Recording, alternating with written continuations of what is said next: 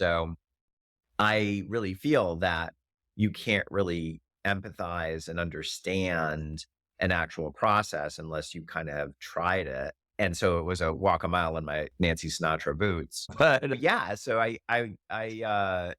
actually found a book by another academic who is not a textiles and apparel academic, who is a kilt maker, amateur kilt maker, and it basically is a manual for how to make a kilt.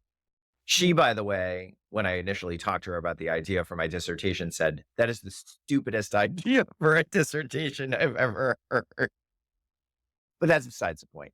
Uh, but so it really outlined in a kind of like a recipe fashion. I'm good at following recipes. Just ask my wife.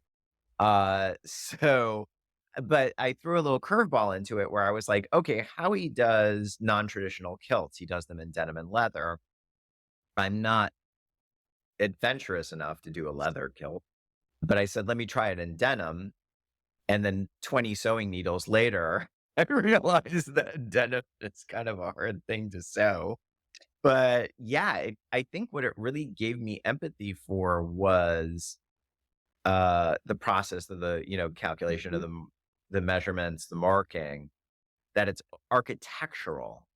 Yeah. It's like a blueprint. It's architectural. Yeah. And then the shaping, and it fatutz me. Like it was so hard to get that shape. And it literally, when I described like that eighth of an inch 32 times, that's exactly what I encountered, was like this issue with the shaping. Well, Those were the big reveals to me, uh, about beyond the observation and the filming and all and the interviewing.